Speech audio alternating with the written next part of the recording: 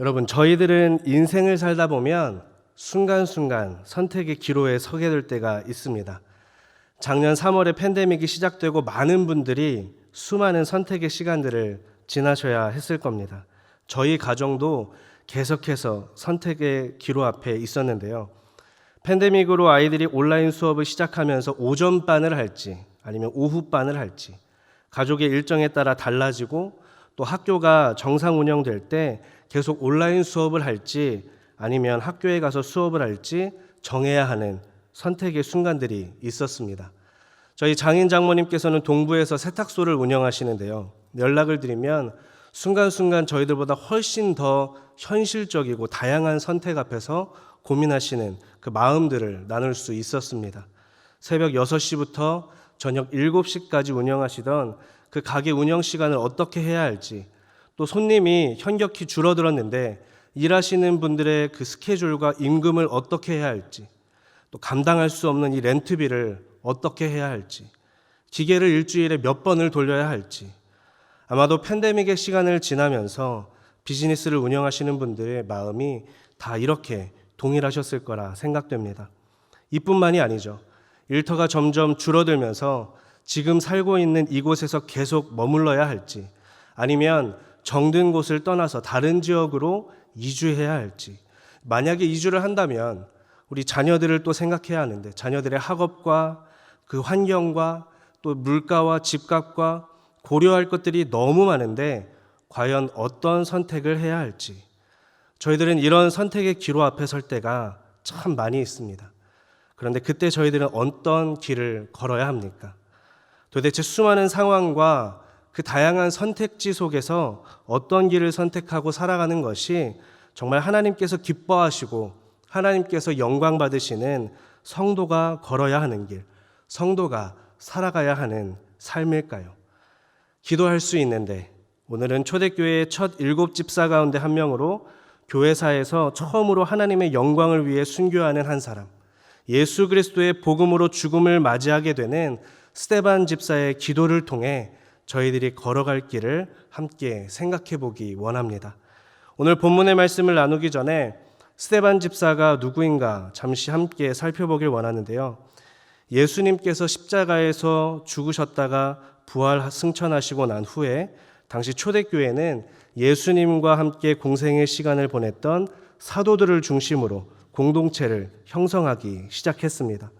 그런데 사도들을 중심으로 복음이 왕성하게 전파되는 가운데 교회에 어려움이 생깁니다. 사도행전 6장 1절에 보니까 믿는 제자들이 점점 많아졌는데 헬라파 유대인들이 자신들의 공동체에 있는 과부들이 구제 목록에 계속 누락되자 히브리파 사람들을 원망하기 시작했습니다. 교회 안에 갈등이 생긴 겁니다. 그러자 이때 거의 다 히브리파 유대인으로 구성된 12사도가 모여서 7명의 일꾼을 세우자고 제안합니다. 그렇게 세워진 7명의 일꾼 가운데 한 사람이 바로 오늘 저희들이 함께 나누는 스데반 집사였습니다. 7명 중 상당수가 헬라파 유대인으로 구성되는데요. 이처럼 초대교회는 그 출발부터 다양성을 존중하는 공동체였습니다.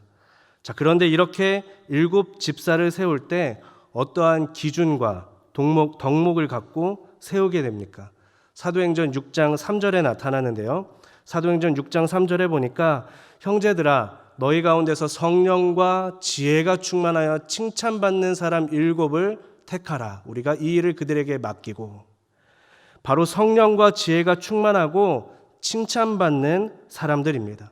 즉 오늘 말씀에 등장하는 스데반 집사는 성령 충만하고 지혜가 충만하고 그리고 공동체 속에서 칭찬을 받던 사람이었습니다. 사랑하는 기도자 여러분, 저희들이 계속 말씀 가운데 살펴보겠지만 이 저녁 저희들이 기도의 자리에서 함께 나누길 원하는 기도자 스데반의 삶은요, 그 삶이 성령 충만한 삶이었습니다. 여러분, 오늘 저희들이 걷고 있는 이 폭풍 속에서 저희들은 성령 충만해야 합니다. 교회의 일꾼으로 부름받은 스데반 집사의 삶은 매일매일의 삶이 성령 충만한 삶이었습니다. 성경은 스데반 집사를 이렇게 소개합니다. 성령과 지혜가 충만한 칭찬받는 사람이었다. 그는 믿음과 성령이 충만한 사람이었다. 은혜와 권능이 충만한 사람이었다. 그리고 오늘 본문에서도 스데반이 성령 충만하여. 그는 성령 충만함으로 복음을 전하고 성령 충만함으로 구제에 힘쓰고 또 성령 충만함으로 하나님의 나라를 위해 나아갔습니다. 이 저녁 저희들도 성령 충만함으로 삶의 자리에서 믿음과 은혜와 권능이 나타나는 하나님의 자녀들이 되길 소원합니다. 자, 여러분, 성령 충만한 스데반 집사가 열심히 복음을 전했습니다. 그런데 이때 사람들이 복음을 전해 듣고 어떻게 반응합니까? 사도행전 7장 54절에 보니까 마음에 찔려 그를 향하여 이를 갈았다라고 이야기해 줍니다. 복음이 선포된 자리에서 그 복음의 빛이 비춰진 곳에서 그 심령을 향한 찔림이 있었습니다. 그런데 그 찔림이 회개로 이어지지 않았습니다. 57절과 58절에도 보니까 사람들이 귀를 막고 달려들어서 스데반 집사를 성 밖으로 밀어내면서 돌을 던지는 공격적인 모습으로 반응이 나타납니다. 저희들은 앞선 사도행전 2장에서도 복음의 빛이 비춰진 자리에서 찔려하던 또 한 사람들의 무리를 볼 수 있습니다. 앞서 2장에서 베드로 사도가 사람들에게 복음을 전했을 때 사람들은 동일하게 찔림을 받았습니다. 2장 37절에 보면 그들은 마음에 찔림이 있어서 사도들에게 우리가 어떻게 해야 하냐고 묻습니다. 38절에 보니까 베드로 사도의 말을 따라 회개하고 예수 그리스도의 이름으로 세례를 받아서 죄사함을 얻었습니다. 그리고 성령의 선물을 받았습니다. 그런데 오늘 말씀에 나오는 사람들은요, 2장에 나오는 사람들과 정반대입니다. 저희들이 가정과 또 일터에서 하나님의 영광을 위해 힘쓸 때 말씀을 따라 살아가기 위해 힘쓰고 깨어서 기도하기 위해서 힘쓰고 거짓되지 않고 하나님의 자녀로서 진실하기 위해 힘쓰며 살아가다 보면 사도행전 2장처럼 저희들을 통해 복음의 능력이 우리의 삶의 자리에 비춰져서 그곳에 눈물의 회개와 복음을 영접하는 역사들이 나타납니다. 그런데 반대로 왜 유난을 떠냐고 적당히 하라는 사람들이 있고 오늘 말씀의 스데반 집사의 설교에 반응하는 사람들과 같이 돌을 들고 달려드는 사람들을 만날 수도 있습니다. 예수 그리스도를 따라 이 믿음의 경주를 달리다 보면 예상하지 못한 폭풍들을 만날 수 있습니다. 이때 저희들은 선택의 기로에 서게 됩니다.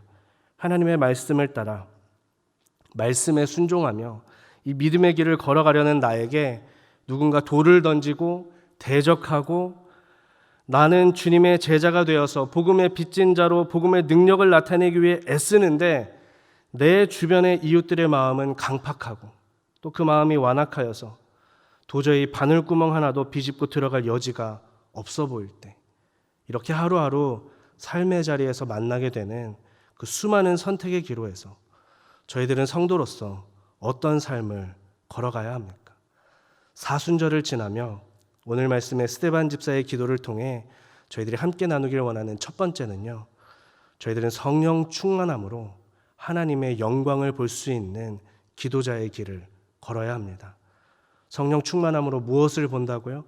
하나님의 영광입니다. 다 같이 오늘 말씀의 55절 말씀을 한 목소리로 읽겠습니다. 시작. 스데반이 성령 충만하여 하늘을 우러러 주목하여 하나님의 영광과 및 예수께서 하나님 우편에 서신 것을 보고. 여러분, 사도행전 6장 15절에 보면 스데반 집사가 공회에 붙잡혔을 때 성경은 그 얼굴이 천사의 얼굴과 같았다고 이야기해 줍니다. 그는 천사와 같은 모습으로 공회 앞에서 하나님의 말씀을 선포합니다. 그가 7장에서 선포한 말씀은 정중하고 예의 바르면서도 강력한 메시지였습니다. 7장 2절에서 스데반은 이렇게 시작합니다. 여러분 부형들이여 들으소서.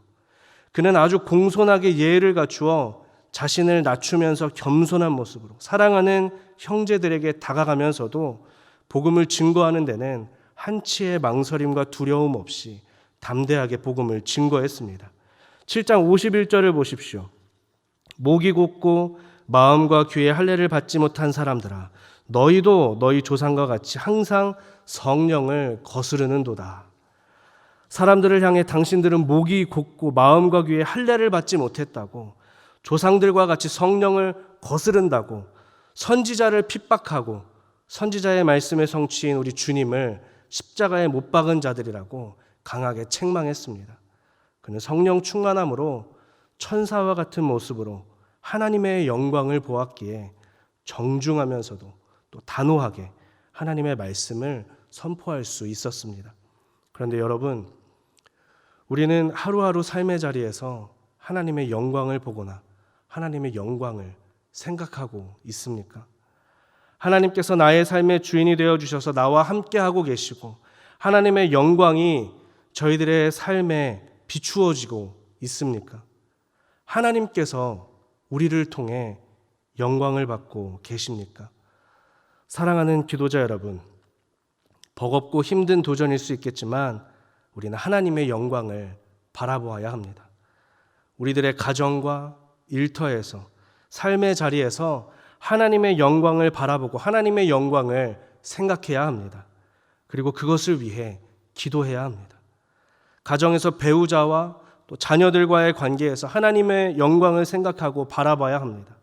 일터에서 고용주와 또 고용인으로서 일하면서 성령 충만함으로 하나님의 영광과 하나님의 뜻을 바라보아야 합니다. 여러분, 무엇이 성령 충만입니까? 저는 삶의 자리에서 하나님의 영광과 하나님의 뜻을 생각하고 볼 수 있는 것이 성령 충만이라고 생각합니다. 여러분, 우리 주님이 왜 십자가의 길을 걸으셨습니까? 왜 그렇게 고독하고 힘겨운 길, 왜 외롭고 고통스러운 길을 걸으셨습니까?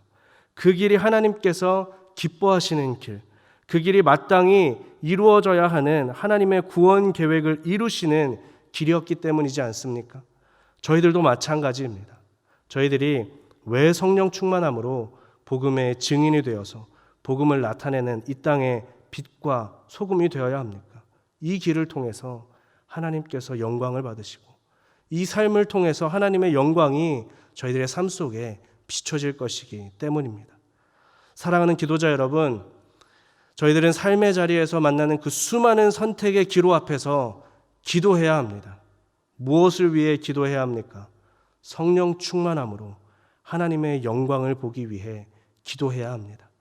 저희들의 삶의 자리에서 하나님의 영광을 나타내야 합니다. 오늘이 그런 저녁이 될 수 있기를 주님의 이름으로 축복합니다. 그 자리가 복음의 빛으로 변화되는 자리이든 또 나를 향해 돌을 들고 달려드는 대적자들과 마주하는 자리이든 그 자리에 아픔과 슬픔과 어려움이 있는 자리일지라도 이 저녁 지금 서 있는 그곳에서 오늘 말씀의 스데반 집사와 같이 저희들이 성령 충만함으로 하나님의 영광을 보는 기도자, 하나님의 영광을 나타내는 기도자들이 되길 주님의 이름으로 간절히 축원합니다. 두 번째로 선택의 기로 앞에서 저희들은 어떤 길을 걸어야 합니까? 어떤 길이 하나님께서 기뻐하시는 성도의 길입니까? 저희들은 선택의 기로 앞에서 성령 충만함으로 나를 위해 기도하는 기도자의 길을 걸어야 합니다. 누구를 위해 기도한다고요? 먼저 나를 위해 기도해야 합니다. 오늘 말씀에 나타난 스데반 집사의 마지막 기도는 크게 두 부분으로 나눌 수 있습니다. 그 첫 번째는 59절입니다. 제가 읽겠습니다. 그들이 돌로 스데반 집사를 치니 스데반이 부르짖어 이르되 주 예수여 내 영혼을 받으시옵소서 하고, 위기의 순간 달려드는 대적자들과 엄습해오는 이 감당할 수 없는 상황 앞에서, 폭풍 앞에 저희들은 먼저 나를 위해 기도해야 합니다. 여러분, 여기서 나를 위해 기도해야 한다는 것은요, 내가 잘 되기 위해서, 내 앞길이 탄탄대로이기를 위해서 기도하는 기복적인 의미가 아닙니다. 나를 위해 기도해야 한다는 것은 주 예수여 내 영혼을 받으시옵소서, 우리의 영혼을 주님께 의탁하며 간구하는 것을 의미합니다. 지금 내가 비록 폭풍 속에 있다고 나의 믿음이 사라지는 것이 아니라, 폭풍 속에서 우리의 믿음이 휩쓸리고 흐지부지 되는 것이 아니라, 폭풍 속에서도 나의 삶의 주인이 오직 하나님 한 분이심을 인정하면서 고백하면서 하나님께 내 영혼을 의탁하는 것입니다. 여러분, 우리 주님이 앞서 이 길을 걷지 않으셨습니까? 오늘 59절과 60절에 기록된 이 기도는요, 예수님께서 십자가에 못 박혀 돌아가시기 직전에 하신 마지막 기도입니다. 누가복음 23장 46절에서 우리 주님은 마지막 순간 하나님께 모든 것을 의탁하셨습니다. 저희들이 보는 개역개정 성경에서는 이 부분을 부탁하나이다 라고 번역해 주는데요, 보다 쉽게 번역해 준 새번역 성경은 이 부분을 맡깁니다 라고 번역합니다. 예수께서 큰 소리로 부르짖어 말씀하셨다. 아버지, 내 영혼을 아버지 손에 맡깁니다. 이 말씀을 하시고 그는 숨을 거두셨다. 우리 주님은 당신의 영혼을 아버지 하나님께 맡기셨습니다. 모든 것이 하나님 아버지의 뜻 안에 있음을 인정하시며 하나님께 순종하심으로 십자가에 달리시고 하나님께 그 영혼을 올려드렸습니다. 오늘 본문의 스데반 집사도 마찬가지입니다. 그는 이렇게 기도하죠. 주 예수여, 내 영혼을 받으시옵소서. 받으시옵소서. 여러분, 여기 사용된 헬라어 데코마이는 받아들이다 라는 의미도 지니지만 이와 함께 환영하다, 환대하다 라는 의미를 지닙니다.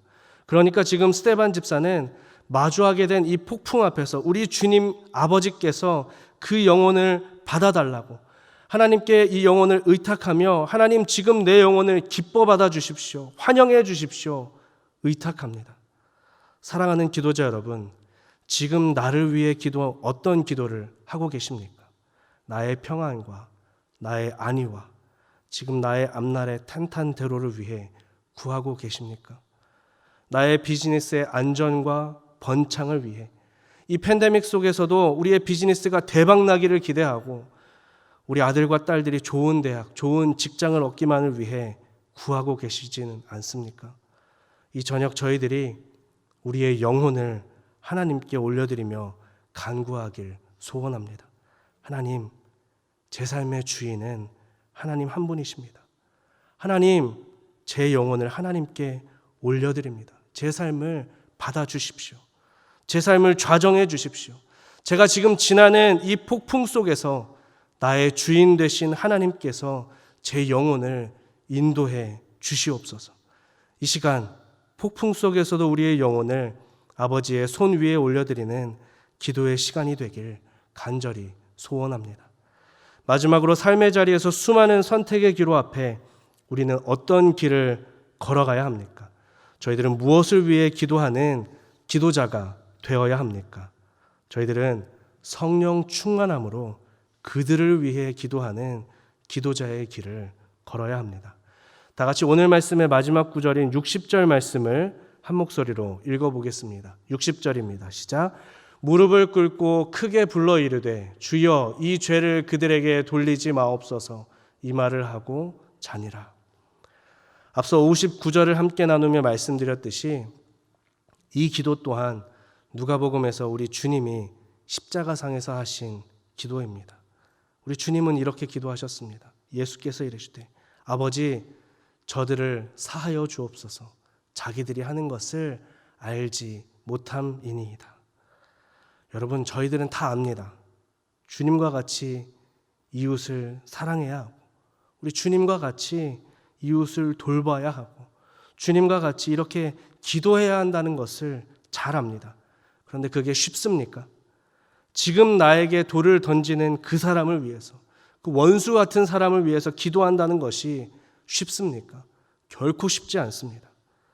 저희들이 2월 첫째 주일에 베드로전서의 말씀을 함께 나누면서 우리 가운데 사랑이 필요하다고, 장기화되는 이 팬데믹으로 우리들 가운데 외로움과 한숨과 불안과 마주해야 하는 어려움이 있지만 그럼에도 우리는 이런 마지막 때에 더 뜨겁게 서로 사랑해야 한다고 말씀을 나눴는데요. 여러분 기억하시죠?